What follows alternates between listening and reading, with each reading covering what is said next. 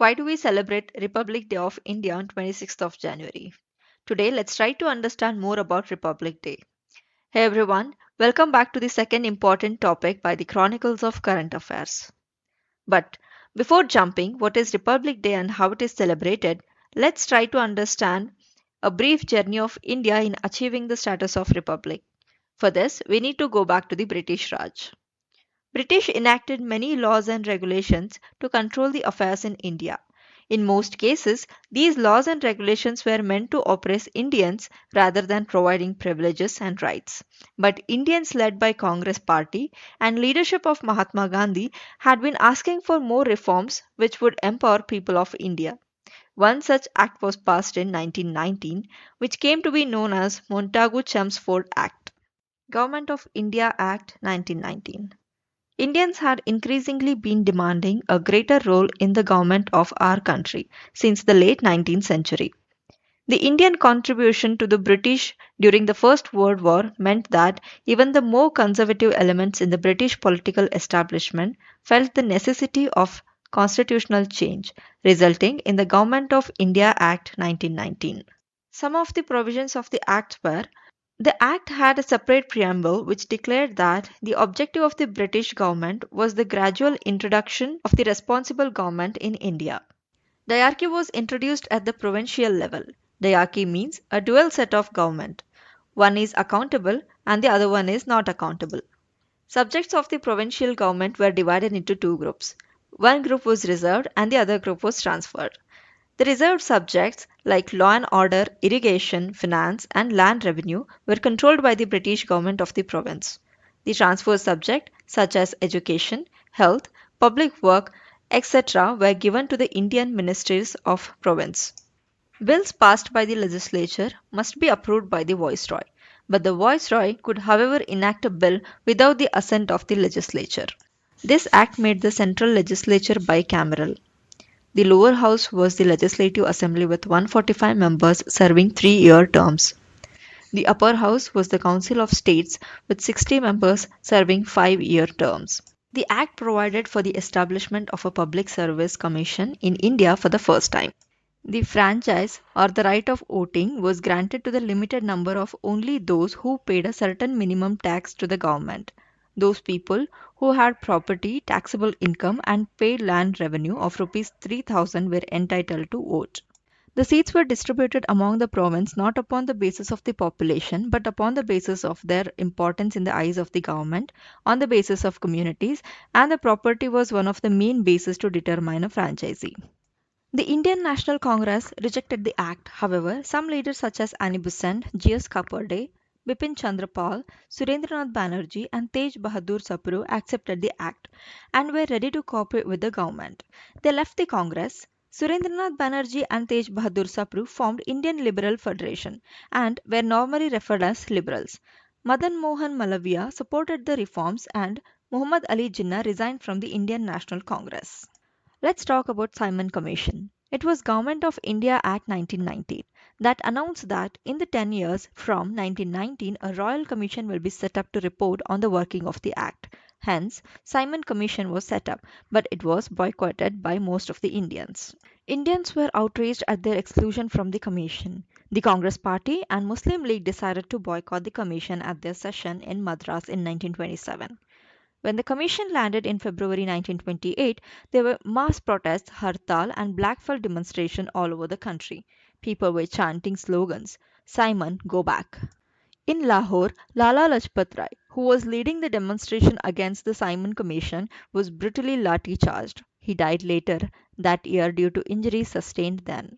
So, what were the impact of the Simon Commission? The Commission's report was published in the year 1930. Before the publication, the government assured that henceforth Indian opinion would be considered and that the natural outcome of the constitutional reforms would be dominant status for India. It recommended the abolition of diarchy and the setting up of representative governments in the province. It also recommended the retention of separate communal electorates until the communal tensions had died down. The Simon Commission led to the Government of India Act 1935, which acted as the basis for many parts of the current Indian constitution. Let's understand the background for the first Roundtable Conference. There were increasing demands of granting dominant status to India among a certain section of British polity. In India, the freedom movement was in full swing with its demand for Swaraj or self rule spearheaded by the charismatic Gandhi. The conferences were based on the recommendation of Muhammad Ali Jinnah to Lord Irwin, the then Viceroy of India James Ramsay MacDonald, the then British Prime Minister, and the Simon Commission report. It was for the first time that the Indians and the British were meeting as equals. The first conference started on November 12, 1930. The participants in the first roundtable conference were 16 delegates from the native princely states. The Indian National Congress decided not to participate in the conference. Many of the INC leaders were imprisoned due to their involvement in the civil disobedience movement. Among the British Indians, the following representatives attended the conference: Muslim League, Hindus, Justice Party, Sikh, Liberals, Parsis, Christians, Anglo Indians, Europeans, landlords, labourers, women, universities, Sindh, Burma, other provinces, and the representative from the Government of India. So, what were the issues discussed in the first roundtable conference? Federal structure, provincial constitution, provinces of Sindh and NWFP, minorities, defense services, franchise, executive responsibility to the legislature. Dr. B.R. Ambedkar demanded a separate electorates for the Dalits. Tej Bahadur Sapru moved the idea of an all India federation. This was supported by the Muslim League. The princely states also supported this on the condition that their internal sovereignty is maintained. So, what were the effects of the first roundtable conference? Although many principles on reforms were agreed upon, not much was implemented, and the Congress party carried on its civil disobedience. The conference was regarded as a failure. The British government understood the importance and the need for the Congress party to make any decision on India's political future. Gandhi-Irwin Pact.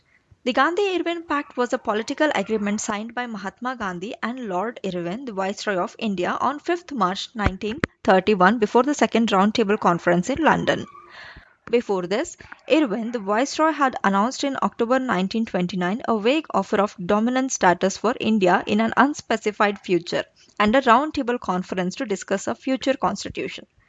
The Second Roundtable Conference was held from September to December 1931 in London. This movement marked the end of the civil disobedience movement in India. So the proposed conditions were discontinuation of the Salt March by the Indian National Congress, participation by the Indian National Congress in the Second Roundtable Conference, withdrawal of all the ordinance issued by the colonial government of India imposing curbs on the activities of the Indian National Congress. Withdrawal of all the prosecutions relating to several types of political offence except those involving violence. Gandhi managed to have over 90,000 political prisoners released under the Gandhi-Irwin Pact. Release of prisoners arrested for participating in the Salt March or Dandi March. And removal of tax on salt, which allowed the Indians to produce, trade, and sell salt legally for their own private use. Many British officials in India and in Britain were outraged by the idea of a pact with a party whose avowed purpose was the destruction of the British Raj. Agreed terms by government. Withdraw all the ordinance and end prosecutions. Release all political prisoners except those guilty of violence. Permit peaceful picketing of liquor and foreign cloth shops. Restore the confiscated properties of the satyagrahis. Permit free collection or manufacture of salt by the person near the sea coast. Lift the ban over the Congress. Second Roundtable Conference. Participants in the Second Roundtable Conference: Ramsay MacDonald, Mahatma Gandhi, Dr. B.R. Ambedkar, Madan Mohan Malaviya, Rangaswamy Iyengar, Sarojini Naidu from the Indian National Congress, Muhammad Ali Jinnah from the Muslim League, and representative from Sikh, Indian Christian, Parsi communities. Issues discussed in the Second Roundtable Conference. In this conference, the British decided to award a separate communal electorate for minorities and depressed class. The INC and Gandhi were strongly against this. This award, known as Communal Award or the MacDonald Award. There was a disagreement between Gandhi and Ambedkar on the issue of treating the depressed class as a separate minority.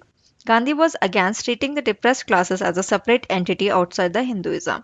This was resolved through the Pune Pact of 1932. Gandhi undertook a fast while in jail in Pune. Due to public pressure to end the fast, Dr. Ambedkar and Gandhi made the Pune Pact, which laid down reserved seats for the depressed classes in the provincial election. For each of these seats, the member of the depressed classes who could vote would form an electoral college. This electoral college would elect a panel of 4 candidates who belong to the depressed classes.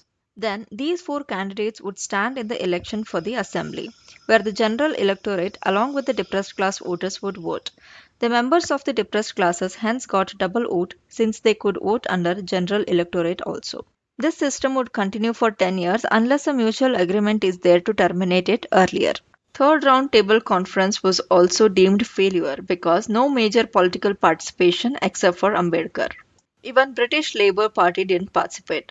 Some recommendations made in the conference were published in a white paper in 1933, on the basis of which Government of India Act 1935 was passed. Government of India Act 1935.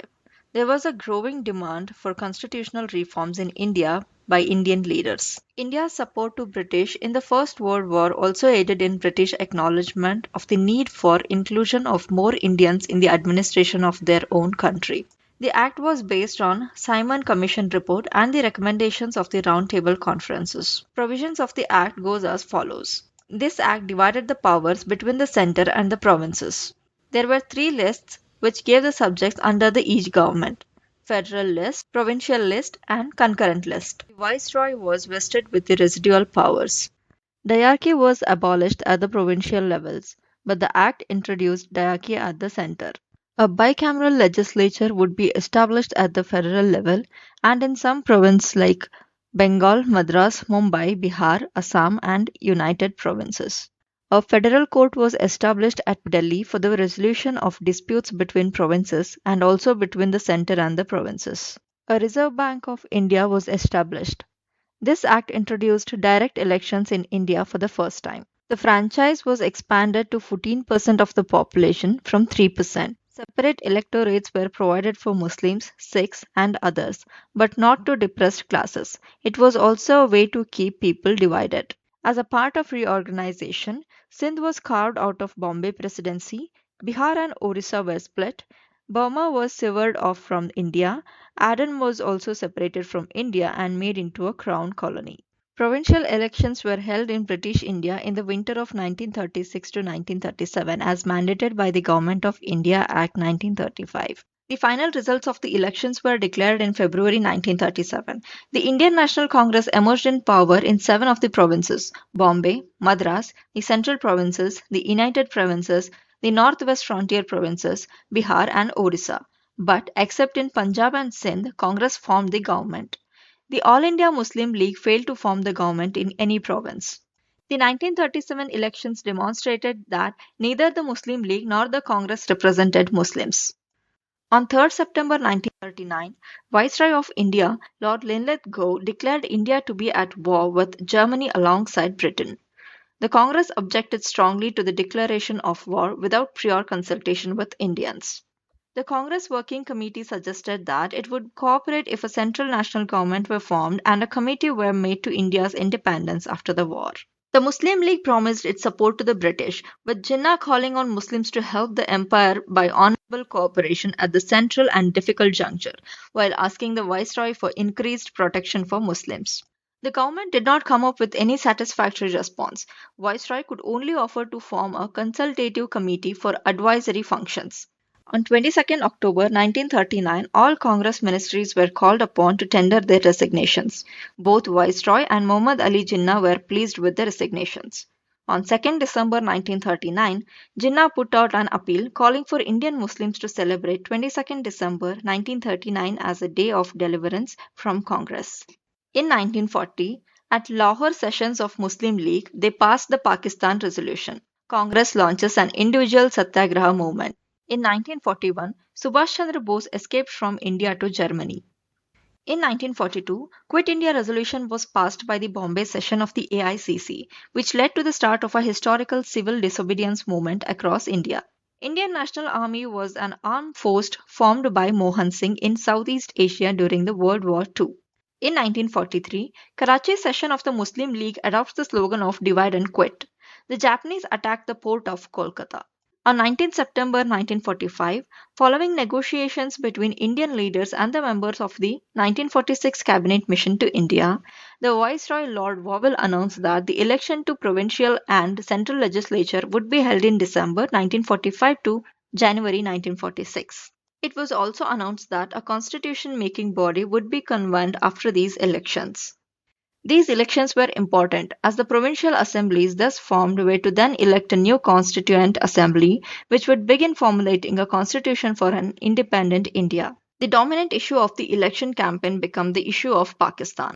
The Congress, in a repeat of the 1937 elections, won 90% of the general non-Muslim seats, while the Muslim League won the majority of the Muslim seats in the provinces.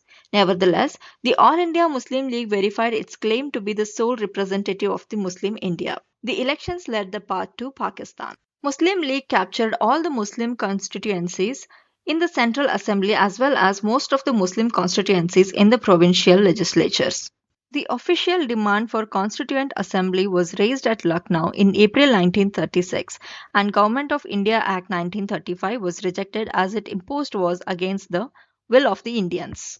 C. Rajgopalachari voiced the demand for a Constituent Assembly on 15 November 1939 based on the adult franchise and was accepted by the British in August 1940.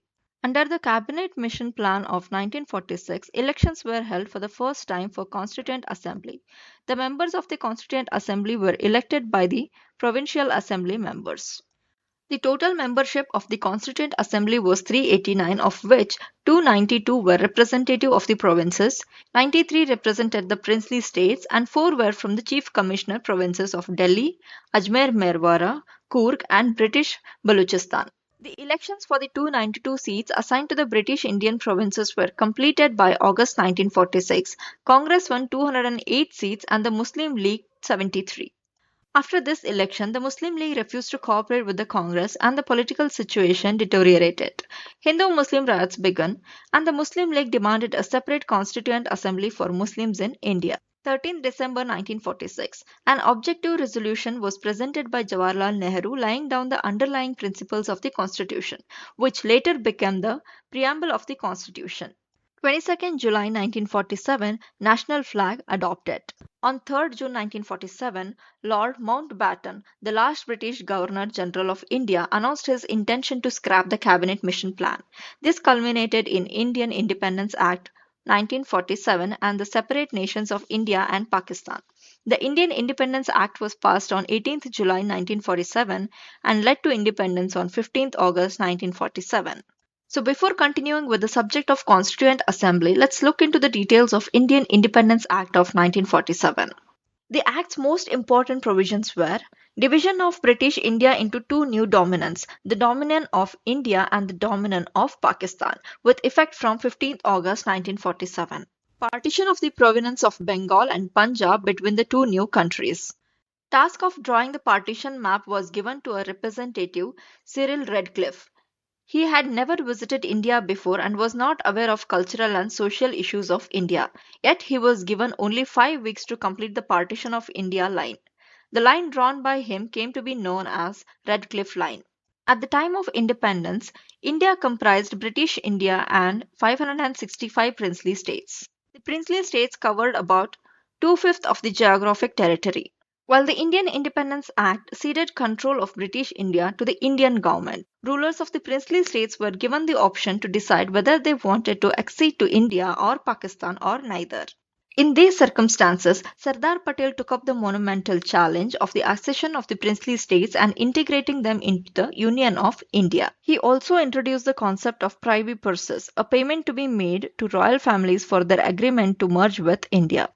He also introduced the concept of privy purse, a payment to be made to royal families for their agreement to merge with India. Bikaner, Baroda, and few other states from Rajasthan were the first ones to join the union. There were several other states that were adamant not to join India. Some of them thought this would be the best moment to acquire independent statehood, while there were others who wanted to become a part of Pakistan. Travancore was one of the first princely states to refuse accession to the Indian Union and question the Congress leadership of the nation. By 1946, the Diwan of Travancore, Sir C.P. Ramaswamy Iyer, declared his intention of forming an independent state of Travancore that would be open to the idea of signing a treaty with Indian Union. Sir C.P. Iyer is said to have had secret ties with the UK government, who were in support of an independent Travancore in the hope that they would get exclusive access to a mineral called monazite that the area was rich in and would give an edge to Britain in the nuclear arm race. He stuck to his position till as late as July 1947.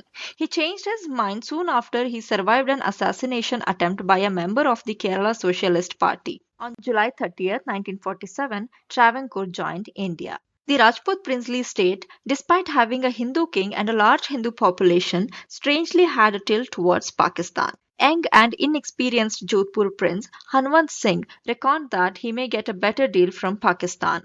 Jinnah reported to have given the Maharaja a signed blank sheet of paper to list all his demands. He also offered him free access to Karachi port to import arms, also with military and agrarian support. Seeing the risks in the border state acceding to Pakistan, Patel immediately contacted the prince and offered him sufficient benefits.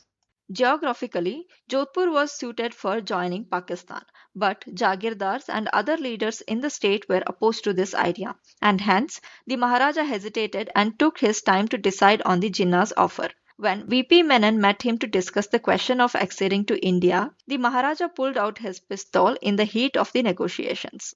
Patel assured him that importing arms would be allowed, Jodhpur would be connected to Kathiawar by rail, and that India would supply grains to it during famines. On 11th August 1947, Maharaja Hanwant Singh, King of Jodhpur, signed the instrument of accession and the state of Jodhpur was integrated into the Indian Dominion. Bhopal was another state that wished to declare independence. Here, a Muslim Nawab, Hamidullah Khan, was ruling over a majority Hindu population. He was a close friend of Muslim League and staunchly opposed the Congress rule. He had made his decision to attain independence to Mountbatten. However, Mountbatten wrote back to him stating that no ruler could run away from the dominant closest to him.